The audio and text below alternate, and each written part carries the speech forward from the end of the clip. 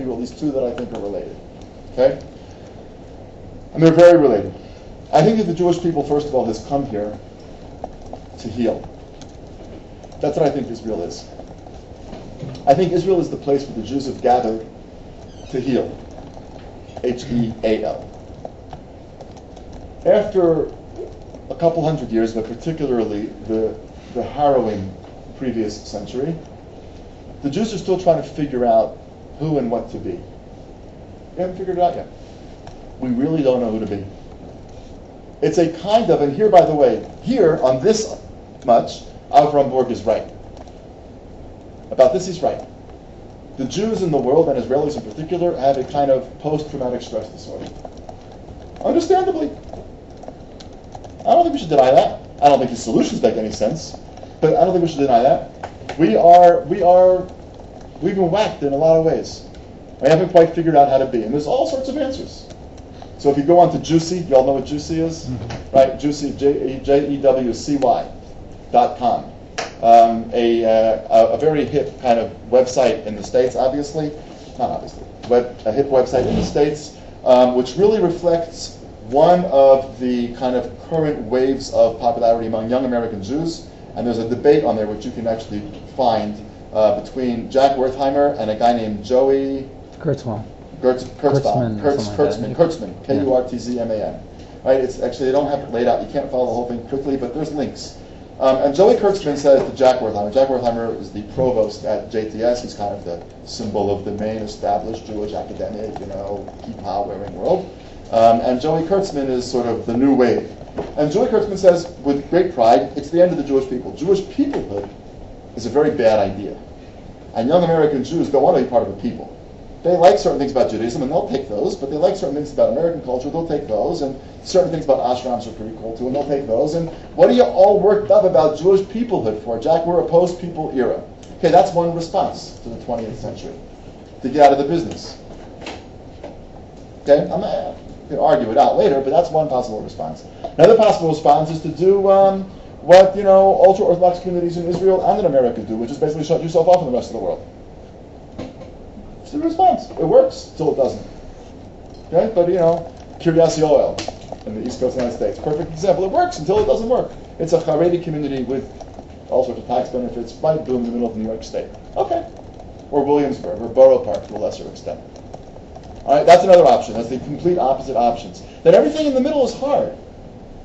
Everything in the middle is, how do you become a citizen of the world and yet still maintain some sense of Jewish uniqueness, Jewish particularism, Jewish legitimacy, Jewish justice? How do you do that? What kind of Jew should you be? Should you be the Achad Ha'amian Jew? Don't forget that Achad Ha'am actually opposed the creation of a Jewish state because he thought it was a bad idea, because of the Arab problem, because of the diaspora problem, a whole variety of things.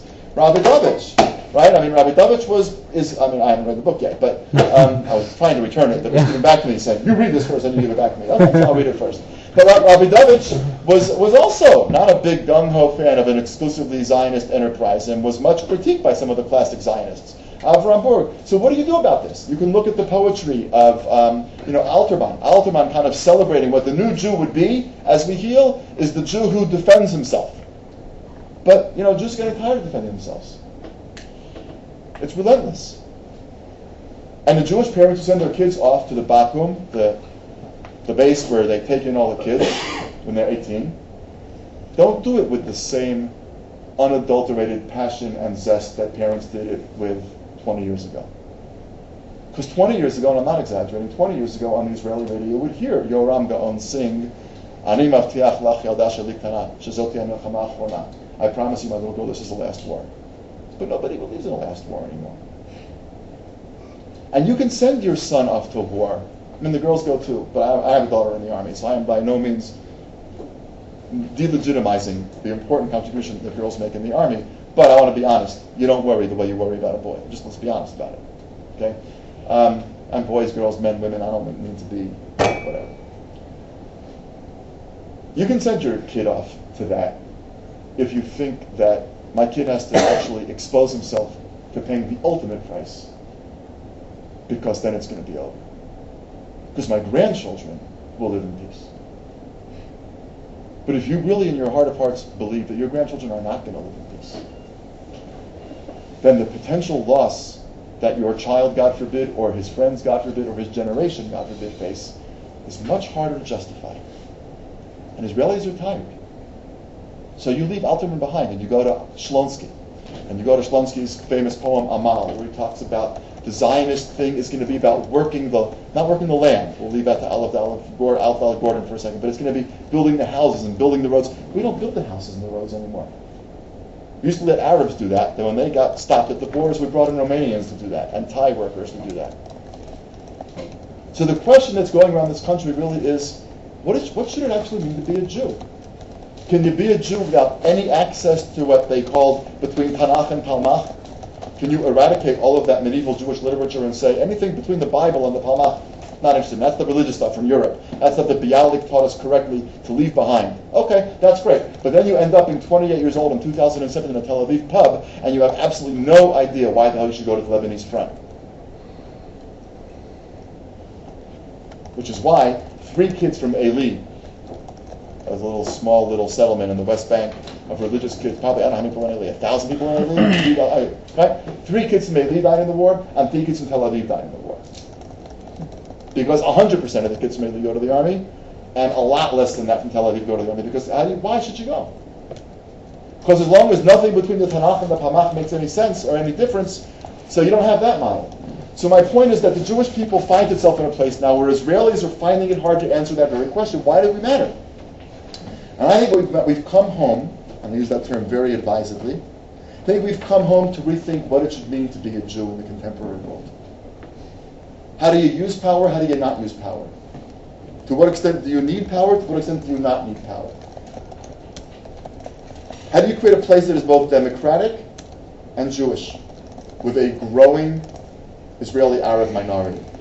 20% of Israel in 1949, after all the dust settled, 20% of Israelis, 20% of the people inside the Green Line were Israeli Arabs. Since then, you've had 700,000 immigrants from North Africa, 1 million from France, 1 million from the former Soviet Union, a lot from France, England, etc., etc. You've had an Israel, and the Jewish population has increased tenfold in 60 years. And you know what? Today, the Israeli Arab population is 20%. In the face of all of that massive waves of Aliyah, they kept completely apace. And there's no more massive Aliyah to happen. They've all come. There'll be some French, there'll be some British, there'll be another few plane loads of Nevish people from America, but it's not going to make statistical difference. No, I'm telling you the truth. What are you laughing about? I'm telling you the truth. There's how many million? There's what, 5 million Jewish Americans, right? Something it would make a statistical difference if all the Israelis abroad came home. Yeah, but I'll tell you what, they have absolutely no more obligation to do that than Americans do, or than Frenchmen do. It's a free world. There's no such thing as a Yoreh. There's a Jew who lives abroad, I think. I don't think an Israeli who grew up in Tel Aviv, who's now living in New York, has any more obligation to come here than the American who was born in Queens. They're both making free choices. It's a Jewish people problem. It's not a Yoreh problem. I really believe that with every... Why should they? They got born here, so what? I got born in America. I have an obligation to live there? No. America's at war. I never thought about joining the army. And if I just go join the army, it's not the one that's highest on my list. Tried to join this one, they left. But anyway, that's another story altogether. They didn't need any more paperweights.